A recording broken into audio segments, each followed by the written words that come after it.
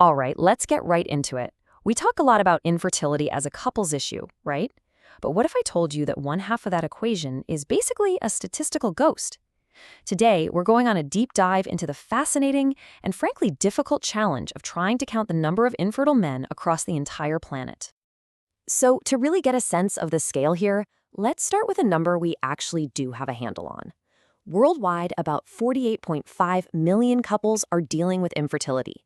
That is a massive number, a truly global health concern. And that number brings us to the big question, the whole reason we're here. When we hear 48.5 million couples, that data is almost always coming from just one partner. The male side of this, well, it's pretty much a statistical black box. We just don't have the numbers. Now, this isn't some minor detail we're missing. It turns out male factors play a role in about half of all infertility cases. And yet, getting solid, specific data just on men has been incredibly hard. So what we're really looking at here is a hidden health crisis. Let's break that down for a second. When you look at the causes, about half the time, the issue is attributed solely to the female partner. But that other 50%, that's where the men come in. Men are the only factor in about 20 to 30% of cases, and they're a contributing factor in half of all cases overall. It's a huge piece of the puzzle. So that begs the question, right? If men are such a huge part of the story, why is their data missing in action? Well, the reasons are really complex, and they touch on everything from deeply ingrained culture to the way we even define the problem. You see, researchers basically run into a brick wall of challenges. You've got these powerful cultural and patriarchal barriers. Then there's the fact that in many places, male infertility isn't even officially defined as a disease, which makes it impossible to track.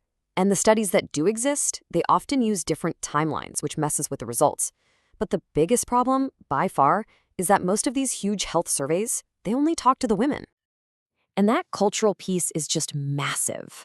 I mean, this quote really says it all. In many, many parts of the world, if a couple can't conceive, the blame is automatically placed on the woman. And because of that stigma, men are often just unwilling to get evaluated, which means their data never makes it into any study. You also have specific cultural practices that can completely hide the data. For instance, polygamy might be practiced in part to overcome infertility. And there's a tradition in some African countries called chiromu, where an infertile man can allow a relative to impregnate his wife. It preserves his social status, sure, but it also completely obscures the underlying medical issue from any official count. Okay, so if you can't count the men directly because of all these hurdles, what on earth do you do? Well, this is where the story gets really clever. Researchers came up with this brilliant workaround to estimate the numbers they were missing. They basically turned a data problem into a solvable puzzle. And the key to solving this puzzle is something called the Charlotte factor. It's that breakdown of causes we saw a minute ago, and it's the most widely cited statistic in the field. The researchers realized they could use this ratio as a kind of mathematical key. If you know the total number of infertile couples, you can use this key to unlock an estimate for the men. So here's exactly how they did it, step by step. First, you take a region's known infertility rate for couples. Again, this usually comes from data from women. Step 2, since female-only factors are about half the problem, you just assume the other half, 50%, is the pool where male factors are involved. And finally, step 3, you apply that Charlotte factor. You calculate 20 to 30% of that second half to get your final estimate for male-only infertility. Let's see how this works with some real numbers. So in sub-Saharan Africa, the couple infertility rate is about 14.2%. The researchers take half of that, which is about 7.1%. That's their pool.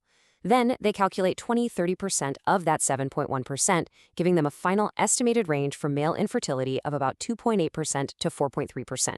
It's a really smart way to build a picture out of almost nothing. So what happened next is pretty incredible. They took this method and applied it to data from all over the world. And in doing so, they created something that has never really existed before, an estimated global map of male infertility. And the results are just fascinating. This new map reveals some very clear hotspots. The highest estimated rates are in Central and Eastern Europe, somewhere between 8 and 12%. Australia's up there too, around 9%. And North America comes in between 4.5 and 6%.